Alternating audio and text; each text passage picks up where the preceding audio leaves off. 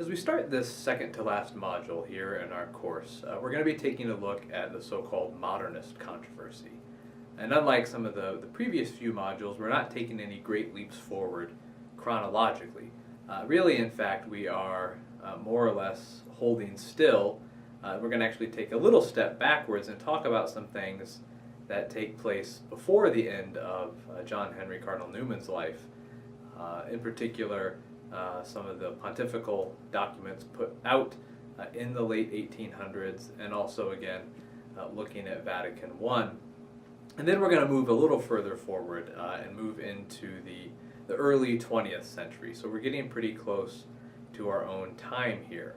But I would also say that in some ways, while we're chronologically kind of holding our place, if you will, kind of in terms of doctrinal development, you could argue really that in some ways what we're going to be doing is taking a little step back.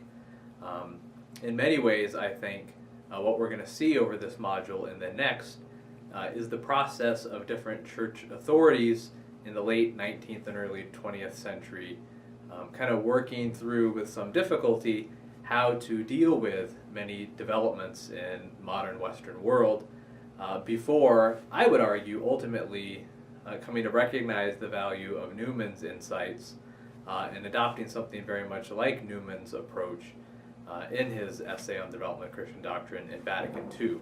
And so really what happens between, say, the life of Newman and Vatican II is in some ways the church kind of struggling through its interactions with early modern world before arriving at a recognition of what Newman was saying in that essay and in other places.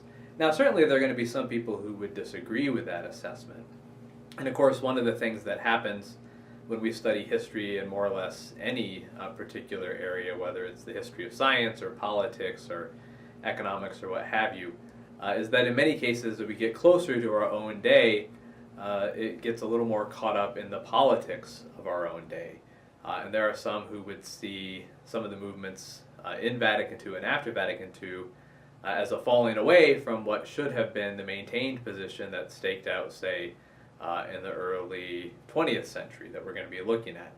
So there are going to be some who would say the figures I will paint more or less as kind of the good guys, Newman and the Nouvelle Theologie that we'll look at in the next module, are really suspect in that we ought to stick with the approach of Vatican I and some of the other documents that we're going to be looking at in this module. And so that will be something for you all to contemplate and for us to discuss on Blackboard.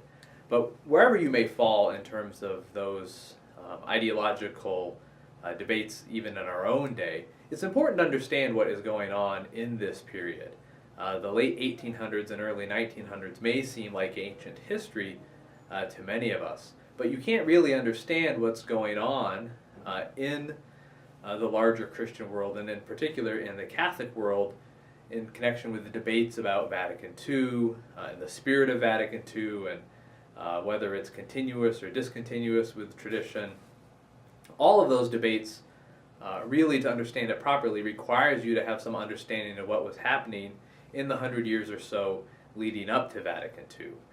And hopefully by going through this material here in this module and in your reading, you'll be in a better position to understand what Vatican II is doing and why it does the things it does. And then you can make some more informed critical judgments of your thoughts on how Vatican II has worked and how it ought to be received and implemented in our own day. So that's what we're going to be doing here, and really looking at and tying together a lot of different threads from the course thus far, and especially from the last few modules, and looking at the relationship between the church and modern life, and in particular modern intellectual and philosophical developments. We see the rise of modern philosophy, of science, and modern politics and democracy, and all of these things are going to present some real challenges for the church. And so what we're going to look at in this module is the church dealing with those issues, responding to them, and that will then continue into the next module as well. So we're going to look at modernism, and as I said, we're going to start by taking a step back into the mid to late 1800s and looking at some of the documents issued by the pontiffs in that period. And we're going to start off by looking at something called the Syllabus of Errors. Okay, so what exactly is the Syllabus of Errors? Well, the short answer is it's a document put out by Pope Pius IX in 1864. Pope Pius IX is a very important early modern pope, reigns for a very long time and is very influential, presides over Vatican I, and does a whole host of important things for the Church. But one of the things he's particularly noted for is producing this document, the Syllabus of Errors. Now, what is going on in this document? Well, I'll give you a link so that you can look at it for yourself. But basically, what happens in the Syllabus of Errors is that you get a collection of all sorts of different statements taken from different pontifical decrees or addresses given to various audiences or other occasional writings, and these are all put together to form a syllabus, and that is a little outline of different key points for your attention and for your adherence to. And so the Syllabus of Errors really goes through and gives statements of false positions, right? And so in some ways it's kind of like reading Aquinas, that when you read the different positions described in the Syllabus of Errors, these are all positions that you are being told to reject or disagree with. And again, these are taken from a whole host of different communications by the Pope and put together in kind of a handy compendium for people of the day. Now, what kind of issues are being addressed here? And really, as you look through it, you'll see in many ways it's kind of an inverse picture of what we would see as kind of modern developments in most every area of life, right? So there are critiques of modern philosophy, right, and philosophical skepticism, right? That if you recall maybe a philosophy course at one point or another, one thing you might recall about modern philosophy is that it is just intrinsically skeptical, right? And in modern philosophy, there's a real skepticism about our ability to know anything, and especially to know with sort of absolute certainty about the world outside of ourselves. And so all those sorts of skeptical philosophical positions are critiqued in this document. You also have modern developments in government, in the nature of the state, and those are critiqued. So pretty much some of the key components of democracy are criticized. The separation of church and state is severely criticized. The ability of the state to function kind of autonomously apart from the church is criticized.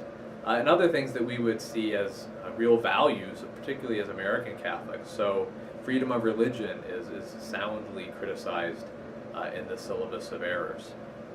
And beyond that, there are a number of specifically theological ideas criticized in the syllabus.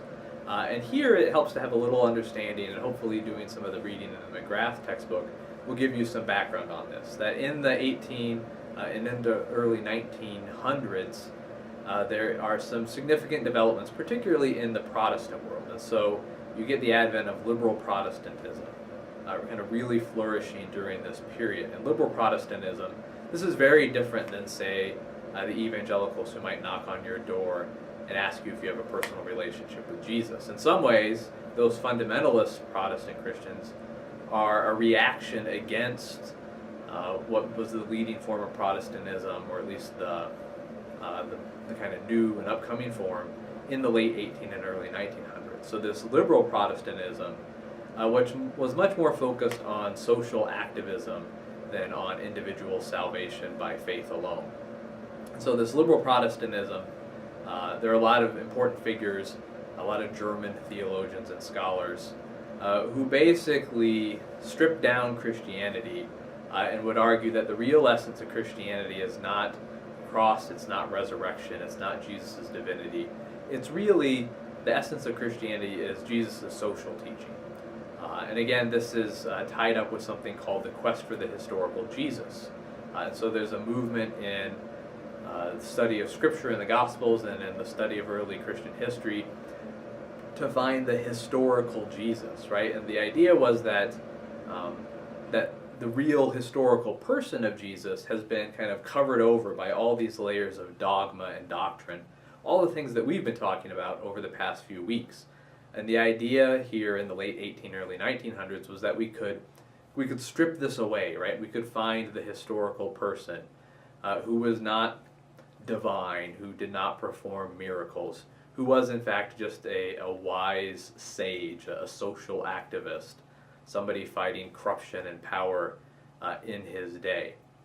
Now there's plenty to critique, I think, in the quest for the historical Jesus, and that's a task really for another day. But this was a very popular part of even popular Christianity in the late early 1900s. And so when we look at the Syllabus of Errors, many of the things that are being kind of criticized there in terms of theology or Christian doctrine or teaching are coming out of liberal Protestantism. The idea that the real essence of Christianity is this social concern, or there were more mystical forms of it that would say, well, yes, there's a vague kind of religious sense within all of us, and that's what's really important, and all the doctrines and hierarchy and things like that, those aren't really important. And obviously the Syllabus of Errors is going to condemn that as well. And as you might know also from history, right, that this combination of philosophical skepticism and questioning of tradition and kind of revisionist history, these also combine to produce some revolutionary politics in the and early 1900s. We get the advent of communism coming along in this time. And so there's a rejection of obviously revolutionary politics going on there as well. So when you look through the Syllabus of Errors, which I'll ask you to do, it's interesting because there are some things there that we would still, I think the vast majority of us would disagree with.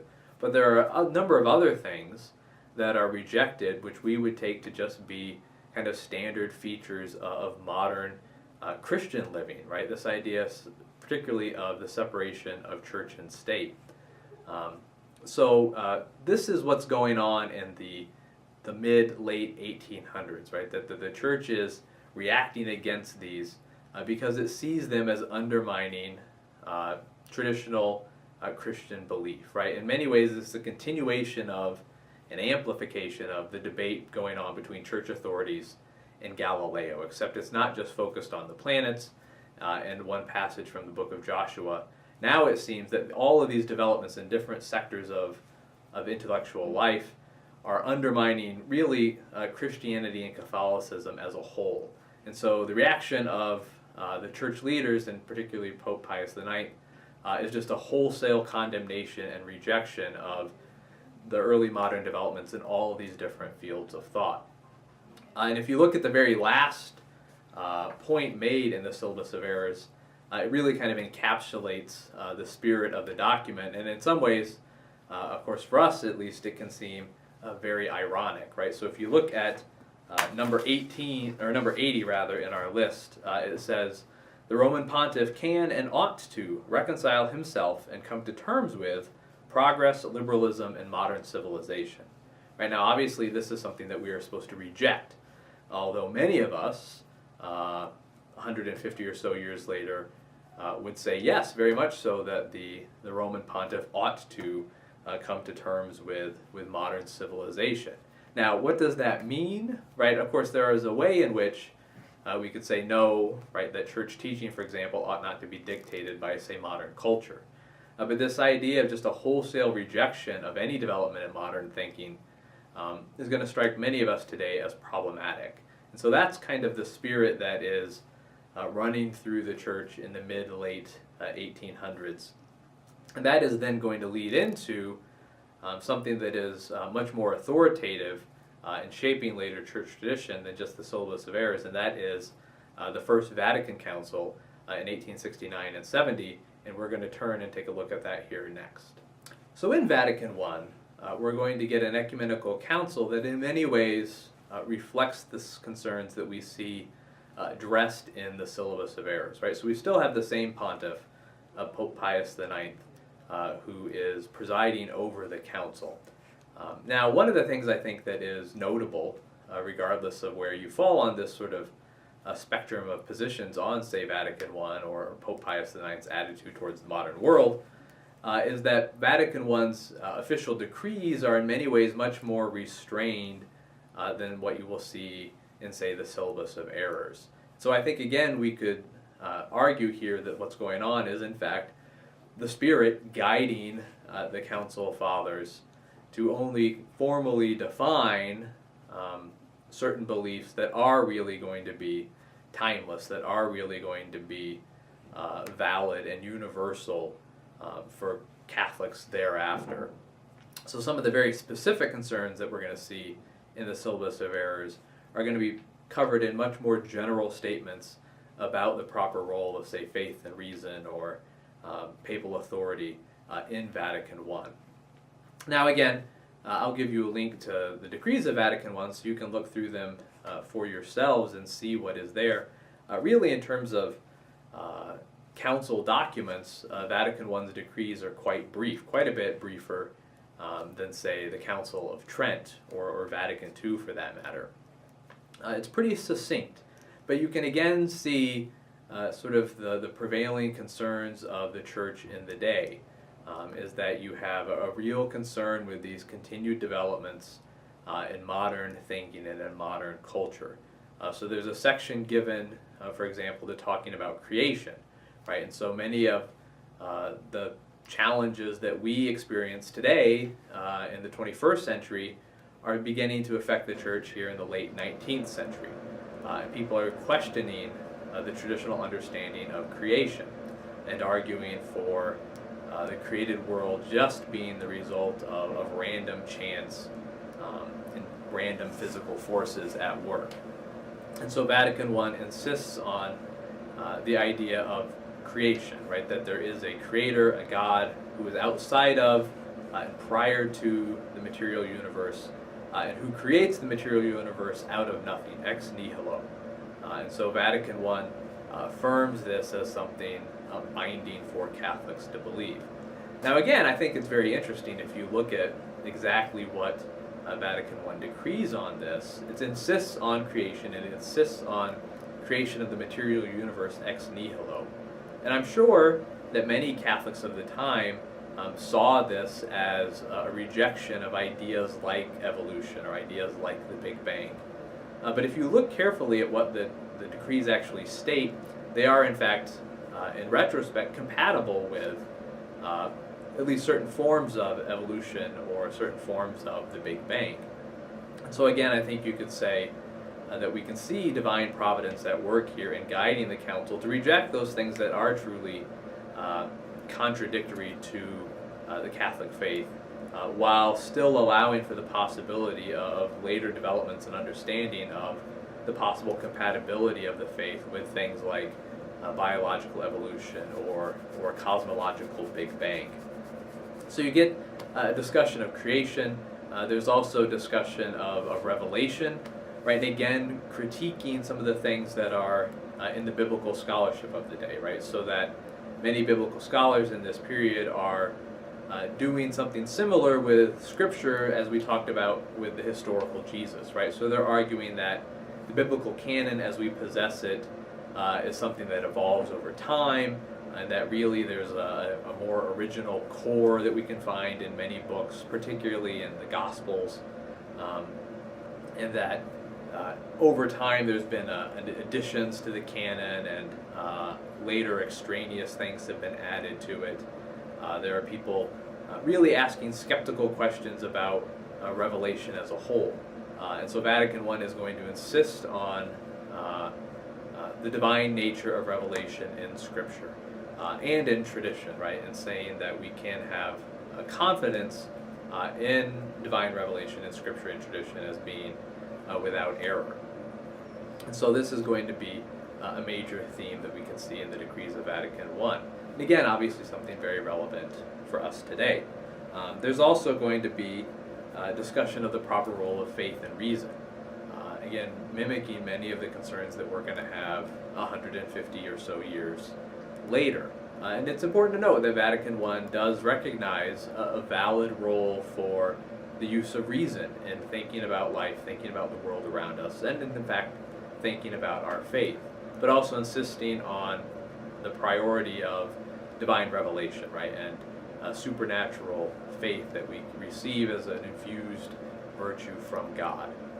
So again, very Thomistic, I think you could say, but again, insisting on a proper role for faith and rejecting the idea, say from skeptical philosophy that we've been mentioning, that the only things we can have confidence in are the things that we can sense or the things that we can measure in a laboratory. And so Vatican I is going to reject those ideas. And I think most people would say, very much rightly, 150 years down the line, we are, even within philosophy in most cases, much more skeptical of this idea of empirical evidence being the ultimate and only criterion for truth. Okay, so these are a whole host of issues addressed by Vatican I that have a lot of resonance for us today. But of course, the main thing that people talk about when they talk about Vatican I is the definition of papal infallibility that comes at the end of all these other decrees in the Council. So the last kind of area covered by Vatican I has to do with the constitution or makeup of the Church. And Vatican I insists on papal primacy, right? The idea that the Bishop of Rome has a primacy and authority over the entire universal Church, and arguing that this can be traced back to Peter, and that it is, in fact, a necessary thing for us to believe as Catholics. Now again, I think one of the interesting things to see is that the way the Council phrases it, it is still very much compatible with, say, Newman's understanding of this being a developing doctrine, right? That, yes, it is established in Peter by Christ. Did Peter understand it in precisely those terms? Did the people of his day? Very well not. But it is, in fact, established at that point and then develops over the centuries into the form that we see it in the late 1800s and up till the present day. Now, more specifically, apart from arguing for the episcopacy and especially the role of the Pope in terms of church authority, Vatican I basically ends with this definition of papal infallibility. Now, one of the things I think here that's important to note again is that this is a very carefully limited understanding of papal infallibility, right? And in the last module, we talked about how Newman had concerns about the definition of this doctrine. And one of his concerns was how this was going to be defined, because if it were defined in a way that made more or less every statement by the Pope infallible, or even any statement about theology or life of the Church infallible, that would be very problematic, because it would not be too difficult to find contradictory statements along those lines, or problematic statements along those lines.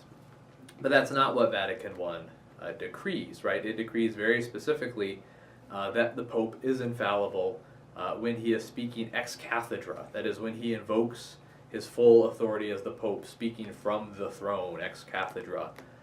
And he has to be purposely taking the step of, I'm going to define doctrine in this decree, and he has to be speaking on issues of faith and morals, right? And so this is what is defined as infallible, right? It's only when the Pope invokes his full authority, very purposely says he's going to be teaching in this manner, and is speaking on faith and morals.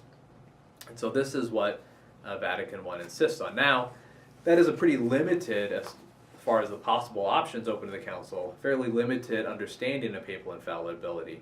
But again, it's important to note that in the context of that time, this is still a very countercultural position to take, right? And of course, it still is for us today, but this is in many ways kind of an emphatic rejection of a lot of those academic movements that we've been talking about, right? Which are very skeptical of tradition and authority, very skeptical of the idea of divine revelation or inspiration, and just generally very skeptical about everything, right? To insist that there is this one man who is guaranteed to be free from error in certain statements because of his traditional position, which has been passed down to him by other men through the centuries, that's very contrary to kind of the leading intellectual climate of the day. But Vatican I is doing this very consciously, right, and insisting on the real legitimate inspiration of the Spirit in this process, and the ability for Catholics to have confidence in the Church's teaching, in the Church's tradition. So all of this is coming together in all the decrees really of Vatican I, but especially in that decree on papal infallibility that we find at the end of the council. So then, in 1870, we get the closing of Vatican I, the statement of defining papal infallibility, and so that's really going to take care of the issue for us, of course, right? Well, obviously not, right? And if there's one thing that we may have learned from this course, it's that many times, if not most times, councils don't end the debates that they really intend to end the debates on. That in fact, the debates often continue and even intensify in the years following a council. And that's certainly true here when we look at Vatican I.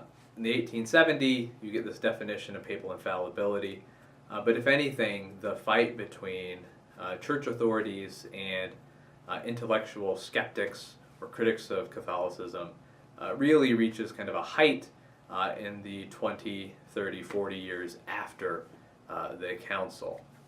Now, after Pope Pius IX, who we just looked at, after him we get Leo XIII to bring kind of the late 1800s to a close. And again, Leo XIII, like Pius IX, is a very important, very influential figure in the papacy. He's often rightly applauded and remembered for his really forward-thinking approach to many of the issues of modern economics. He wrote the very famous and influential encyclical Rerum Novarum of these new things, talking about the economic developments happening in the late 1800s, right? You get the development of factories and the creation of what we would see as kind of modern capitalism and industrialism. Now, obviously, that produces a lot of good things, like, say, video cameras for recording web modules. On the other hand, of course, as we all know, there are a whole lot of problems created by the modern industrial economy. And Leo XIII really takes a very progressive stance on these issues and argues for the fair treatment of workers in a way that is way ahead of his time in comparison to, say, non-Catholic or non-Christian leading figures or intellectual figures. So Leo XIII is, I think, rightly lauded for his work in that area. Now, when it comes to engaging with the sort of issues that we've been talking about with the Syllabus of Errors and with Vatican I, what we find with Leo XIII is very much a continuation of the attitude that we saw in Pius IX. So he's going to be very skeptical of modern philosophical or modern intellectual developments, and writes a number of encyclicals critiquing them and calling on church leaders to reject them. One of the things that we see emerging in Leo XIII's encyclicals is the idea that this is not just a broad scale kind of intellectual movement that we don't just happen to have in all these different aspects of intellectual life, sort of new developments that are challenging tradition and challenging what the church has done in the past. In fact, there's an argument that really this is a kind of concerted effort, that there is a movement or a system at work here that is looking to undermine church teaching by attacking it in all of these different realms. So you can see this, for example, in Aeterni Patris, which he writes in 1879, and I'll give you a quote from this, which is a little lengthy, but I think it's worth reading in its entirety because it gives you a good sense of what Leo XIII is thinking here. He writes, "Whoso turns his attention to the bitter strifes of these days and seeks a reason for the troubles that vex public and private life, must come to the conclusion that a fruitful cause of the evils which now afflict, as well as those which threaten us, lies in this, that false conclusions concerning divine and human things, which originated in the schools of philosophy, have now crept into all the orders of the state and have been accepted by the common consent of the masses." Right, so there's the idea that there's this philosophical center, right, and that you've got these folks disseminating these philosophical, skeptical ideas through the different spheres of society, and that all of this is working together to undermine traditional belief and traditional practice. Now, might there be something to that? That seems not implausible. If you look at some of the modern philosophers in this period, many of them are in fact openly hostile to organized religion. At the same time, I think it would be giving them too much credit to argue that there really is kind of a concerted system at work here. Leo XIII doesn't go so far as to try to find a visible or a concrete conspiracy, but you get this sense, right, that there are nefarious forces at work behind all these different movements, which we'll come back to that idea in a few decades here. One of the other things, though, that I wanted to just bring your attention before we leave Leo XIII is a particular focus, again, on this idea of the historical development of Christianity and an understanding of Scripture. Right, and again, as I said at the start of the module, Newman writes his essay on the development of Christian doctrine well before this time, in 1878. So not well before, but a good decade before this. And so his understanding is out there, but it hasn't really been assimilated by the tradition at this point. And so when Pius XIII when Leo XIII, following Pius IX, runs into these critics who say that Catholicism is an incrustation around the historical Jesus, or that the canon of scriptures that we have is a highly edited collection of writings that kind of obscuring a real core of real value. The response is not to say, give Newman's idea of an authentic development over time. Instead, the response is to reject the scholarship as a whole, right, and to insist that it really has been more or less unchanging over the centuries. So, for example, in Providentissimus Deus, Leo XIII addresses biblical scholarship in particular, and he basically depicts modern biblical scholars as heretics who are looking to reduce Scripture to just a human artifact, right? So we don't have really presented the possibility of say, Newman's approach, I think, which would be to say that we can look at real developments over time guided by a divinely inspired principle or foundation. Instead, the options seem to be either human gradual construct or one-time unchanging revelation. And so Leo XIII goes for one-time unchanging revelation and argues that anybody who finds development in the canon or in doctrine or church form is essentially a heretic. Now, Leo XIII does argue for and call for a careful study of Scripture, but it is primarily in terms of looking for ways to refute these modern biblical scholars. He's going to affirm what Trent has to say, that all legitimate interpretation has to agree with and follow the Fathers and tradition. And he very specifically rejects the possibility of there being any error in Scripture, right? So he would say one of the things that these biblical scholars will point out is what they see as errors, right? That there are geographical errors or historical errors or contradictions with some of those issues between different passages in Scripture. And Leo XIII insists, no, there are no errors whatsoever to be found in Scripture on really any level or any issue whatsoever. So this is really a wholesale rejection of everything being proposed by the biblical scholars in his day. And so that really kind of gives us a glimpse of things as they stand in the very late 1800s. What I want to do now is to shift gears a little bit. We're going to move to the very early 1900s, and I want to give you a glimpse of what this debate looks like from the other side. So I want to look at a couple of figures who are going to be seen as kind of really the pivotal figures in the so-called modernist controversy. So we're going to look at their thought and their works to see what it is that Leo XIII and the Church is reacting against. So these two leading figures in the modernist controversy that I want us to look at are Alfred Loisy and George Tyrrell. They're both fairly prolific authors and scholars involved in the theological debates of their days. and they are both ultimately censored and then excommunicated by the church for their teaching and for their writing. And so what I want to do is to walk you through their sort of overall agendas just a little bit, and then I will give you some links so that you can take a look at their writings for yourself to see kind of the other side of the issue, so to speak. And it's interesting. So let's look first at Alfred Loisy. So he's a French priest and scholar, particularly a biblical scholar. And one of the, I guess, ironic things is that he really sees himself as somebody who is defending the church against some of the skeptics and critics of his day, right? And so, again, in the late early 1900s, there are many very kind of fierce critics of traditional Christianity and Catholicism in biblical studies, right? And most of the leading biblical scholars in this time are German scholars, and they are part of, they're either not Christian or religious at all, or they're part of that liberal Protestantism we spoke of earlier, which really sees Christianity, or true Christianity, as social activism, maybe animated by some sort of interior spiritual feeling or sense.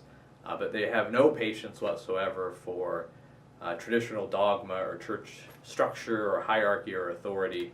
And so basically in most of their work, what they do is break down traditional doctrine. They will take the canon, they'll take the books of Scripture and kind of chop them apart to try to find the most primitive, original, authoritative bits, and therefore basically diminishing the authority of the things they would argue are later additions or editing by later figures. And so Loisy sees himself in many ways as somebody who's reacting against that, right? He's trying to react against the skepticism of many biblical scholars of his day.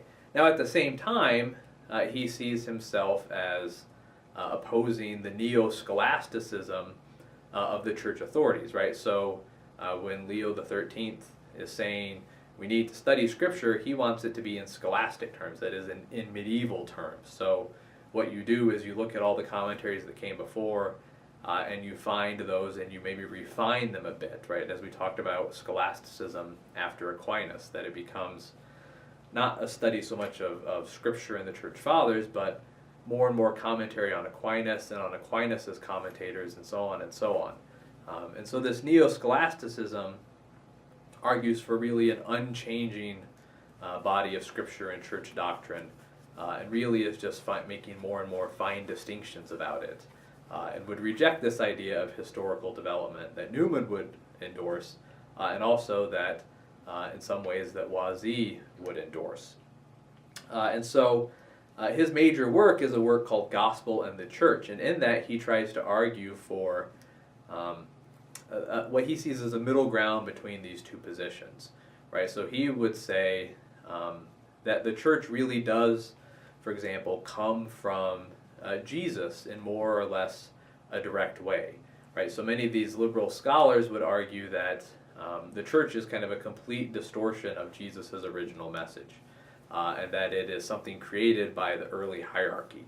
And Loisy sees the church as growing more or less organically out of Jesus' teaching.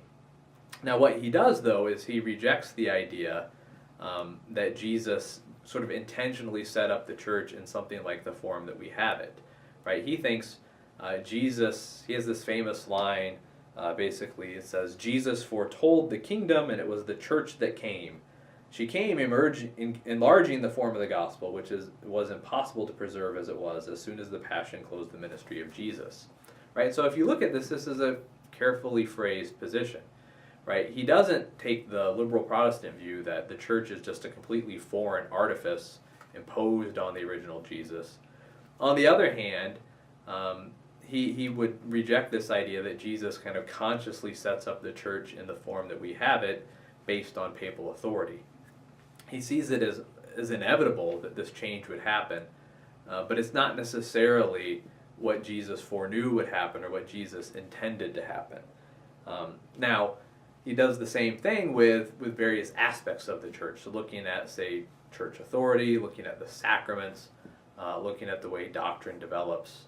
Again, trying to argue for a development while rejecting what he sees as the excesses of the liberal scholarship of his day. Now, as you might know, or as you would know from my introduction that he's excommunicated, right? The church doesn't find this an attractive assistance in their labors, right? That they find Wazi as being far too influenced by the skeptical scholarship of his day, and they ultimately condemn and excommunicate him, arguing that he has essentially embraced this modernist heresy and has abandoned the traditional authentic teaching of the faith. Now, I'll have to admit that when you read at least Wazi in a number of places, his positions don't really sound that extreme, and he argues for something that seems in some ways to be similar to what Newman argues for. Now, I think if you really get down to brass tacks, for Newman there's a much more significant continuity between, say, Jesus and his teaching and later development. Whereas for Wazi, that continuity is much more nebulous. But a lot of what Wazi has to say, at least in some of his works, seems compatible with what we would see in our time as orthodox belief. On the other hand, what emerges after his excommunication, towards the end of his life, seems to fit much more what we would call modernism, right? This idea that tradition and hierarchy are distortions, and that really all that really is true is this kind of vague spiritual feeling that we all have inside. And so he essentially repudiates Catholicism entirely towards the end of his life and becomes just sort of a vaguely spiritual humanist. So perhaps in retrospect, it appears that the church was right in regard to his positions. But that's a brief rundown of Wazi, and again I'll give you some excerpts from his Gospel in the Church so that you can look at it for yourself and make your own judgments. But I want to turn now to the second figure, George Tyrrell, who kind of throws the issues into starker contrast, or clearer contrast, if you will. Really, if anybody sort of embodies modernism concretely instead of as a way of talking about some very broad social and intellectual movements, it's George Tyrrell. He really is the definitive figure. Now, he's an interesting figure. He's a convert to Catholicism. He becomes a Jesuit, right, which we tend to think of, at least up until fairly recently, as somebody who's going to be very conservative in their adherence to church teaching. He's ordained as a priest and begins to teach and write. But before too long, of course, he falls into some conflict with the church, and again is excommunicated for what he ends up writing and teaching. And in Tyrrell's work, you can see much more clearly, I think, than in Wazi, what would be the kind of essence of modernism. And again, I've alluded to this a number of times now, but I guess I should clarify that modernism is in many ways sort of like Gnosticism, right? That it's hard to define precisely, and there's no one figure who is the modernist. Like, say, for example, with Arianism, you have Arius. There's no one figure who really captures this movement. And again, as I've implied, I think the perception from some church authorities that there was really kind of an organized conspiracy at work, I don't see the real clear evidence for that. I think really what was happening was there are a lot of different figures in different realms of culture and thought doing similar things, and it appeared like it was a concerted effort, a conspiracy to undermine Catholicism. Whether or not that's ultimately true, I suppose there's no way to prove or not. But if there were a figure who really kind of combined these different aspects of modernism into his work, it would be Tyrrell. Because he does basically explicitly argue for the real essence and truth of Christianity being this inner religious experience, this sense of the divine or the spiritual within us, and that's really what is authentic and true about Christianity. So he essentially argues that the different expressions given to that internal spiritual religious feeling over the centuries, those things are variable. Those things may have more or less value or inspirational value for us today, but none of them really matter. None of them are permanent or true in sort of a capital T sense. They're all just different expressions of this internal religious sensation or feeling that we have. And so for him, Authentic Catholicism is not going to be based, say, on apostolic succession, right? For him, Catholicism, to the extent that it's true, is going to be the Spirit at work in different people through history, expressing itself in a different array of possible behaviors and beliefs. And he will extend this even to Jesus himself, right? He would say that there are aspects of Jesus' expression of his religious belief and feeling which are just limited to his own context, right? So his apocalypticism, or some of the other particulars of Jesus' teaching, those are just the ways he expressed himself in his time, and they don't have any real enduring permanent value for us centuries later. And obviously this is something that the church is not going to accept, and I think that most Christians would not accept. Basically, as an extension of this, right, it's the personality of Christ as the divine, indwelling, and saving Spirit that is the essence of Christianity for Tyrrell. And so here very clearly you get combined sort of this vague spirituality of modern life together with a radical skepticism of any tradition or any authority. And not surprisingly, this gets Tyrrell condemned. It also, of course, his writings provide kind of ample evidence for the opponents of these ideas in society to show that this really is kind of a unified attack on Christianity and on Catholicism in particular. But again, you can look at Tyrrell for yourselves and see what you find there. Now again, Vatican I was sort of the conciliar response to these issues, but obviously the church authorities continue to engage with this, and so after Leo XIII, moving into the 1900s, we get St. Pius X, who is going to continue the church's response to these movements, to figures like Woisi and Tyrrell. So we're going to turn to him and the 1900s or the early 20th century response of the church here now. As I said, it's really St. Pius X, who is the Pope in the early 1900s, who really is the kind of pivotal figure in the church's response to modernism at its peak and in figures like Tyrrell and Woisi. So he writes a number of encyclicals addressing modernism. Now I should clarify, St. Pius X is obviously a very popular figure. He's declared a saint. He's the first pope for a very long period at that time to have been declared a saint. Now, he's not declared a saint because of his opposition to modernism. He was widely loved and regarded for his concern for the poor. And he was very active in terms of charitable efforts, sort of continuing what Leo XIII did, sort of on an intellectual level in Rerum Novarum. St. Pius X really does that in concrete ways in terms of providing very real concrete charity to the poor, and especially the poor who are being displaced and objectified by the developments of early modern industrialism. But along with his charitable side, he is very adamant in his rejection of modernism, which he sees as a concerted conspiracy to undermine Catholic belief in the Catholic Church. So he writes two encyclicals in particular that are noteworthy and still referenced today when talking about this period and this controversy. The first of them is called Lamentabili Sane, which is dealing specifically with biblical revelation, right, and biblical scholarship. And as you've probably picked up on by now, this is a real focus of debate, right, thinking about biblical interpretation and scholarship. And again, right, this echoes what was going on with Luther and Calvin, although there's a different kind of attack going on here. For Luther, the issue is that he has his own canon within a canon, his particular way of reading Paul, that shapes his understanding of Scripture in ways very contrary to church teaching. What Lamentabili Sane is addressing is a very different kind of biblical interpretation, right? Again, one which is very skeptical of a canon at all, very skeptical that the books were ever originally written in the form that we have them, very skeptical of the traditional authorship given for many books.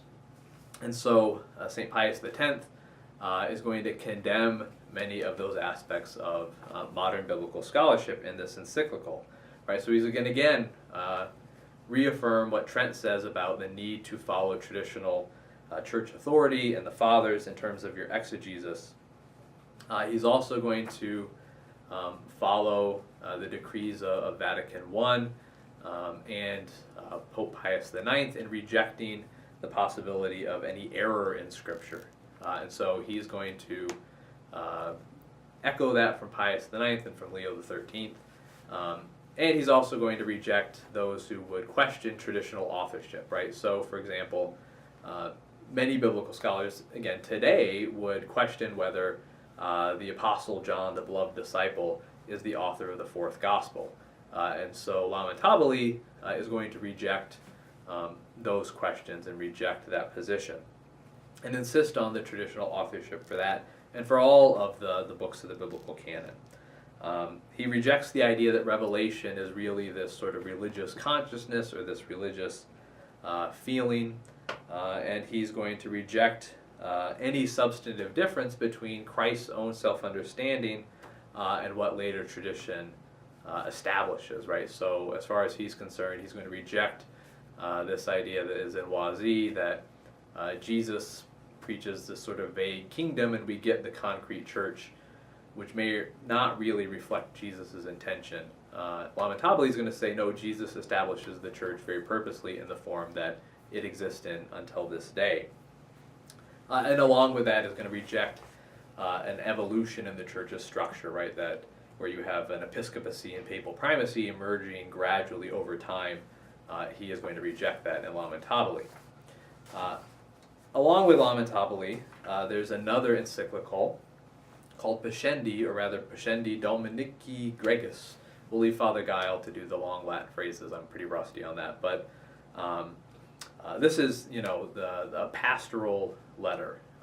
Pascendi is looking at biblical issues, but extending this more broadly to address modernism as an entire movement. And here we get very explicitly a statement that this is seen as a conspiracy, as a concerted effort to undermine the truth of Catholicism. And here's just one quote to give you a sense of that. Quote, "Their system does not consist in scattered and unconnected theories, but in a perfectly organized body, all the parts of which are solidly joined so that it is not possible to admit one without admitting all." Right? So the idea here is that if you accept, say, for example, some of the arguments of modern biblical scholarship, you're opening the door to philosophical skepticism, to political revolution, to undermining of church authority, that all of these things go hand in hand. And so there's just a blanket rejection of all of these movements and all the aspects of these different developments in modern intellectual life. Pascendi is going to call for a return and a refocusing on the work of Aquinas. And then, sort of concretely, Pascendi is going to take some steps that we haven't seen in the earlier encyclicals and calls for some very specific actions within the church to address this issue of modernism. So it calls for very vigilant censorship, so that bishops are supposed to very much exercise this authority of censoring books published within their diocese. They are supposed to establish diocesan watch committees. And this is essentially a tribunal where if you are, say, a priest or a theologian who is suspected of teaching or writing something that has modernism in it or is connected with modernism, you would be brought before this tribunal and asked to explain your teachings. And this was also supposed to be done and then reported to the Vatican in triennial reports. So every 3 years, all of the bishops would give a report to Rome of how they're addressing modernism in their diocese by their censorship, by these diocesan watch committees. Now, for some people, this may not sound terribly problematic. It might sound like, well, yeah, we need to crack down on those heretics. Now, are there certainly figures out there in the world of the early 1900s looking to undermine Catholicism? That is certainly true, right? And there's no doubt about that. But in taking this approach to dealing with the issue, what is the effect on this? Well, the effect is that, yes, really, to a remarkable degree, these movements are effective in stopping modernism as a movement in the Catholic Church. So theologians and priests really stopped dealing with these issues entirely. There really is a dramatic effect of these processes put in place by Pascendi. So seminaries changed their practices. Journals put out by different seminaries or theologians cease publication, right? That it really brings this to a halt. Now, the problem here, at least I would argue, and I think many or most people would argue, right, is that this sort of draconian measures to eliminate modernism also basically eliminates real engagement with the issues of the day, right? That you're not going to engage with modern biblical scholarship, because to do so is to run the risk of being brought before the diocesan watch committee and losing your position as a pastor or a theologian. And so is Pascendi responding to a real danger in the time? Yes. Is it doing it in a way that is really going to benefit the church in the long run to be able to deal with the issues raised by modern scholarship? There, I think we have to be much more skeptical, or even just conclude in the negative, that these moves, while they do stop modernism more or less in the modern Catholic Church, they do that by eliminating the possibility of real theological discourse, and also by no doubt driving out many people who do have questions, who simply choose to no longer raise those questions within the church and simply go elsewhere to do their study and to live their faith. So that's really brings us up to through the early 1900s, and that the effects of Pascendi continue then really in many ways up until Vatican II. But it really creates, it's kind of like putting a cork in a dam or in a dike, right? The pressure is going to continue to build behind it. And so when the Vatican says no more talking about modernism, no more talking about questions of biblical scholarship or church development, that pressure is going to continue to build. And so what we'll see in the next module is how that pressure ultimately comes to a head with the advent of Nouvelle Theologie. But for now, where we're leaving the church is Galileo, and that debate with modern science and scholarship has really kind of reached a head now in the 1900s. And so this is really going to set the stage for Vatican II when we look at the fact that 60 years earlier, you had this very harsh, very black and white position on dealing with the society of our days. And as of course you probably know, Vatican II is going to be very different.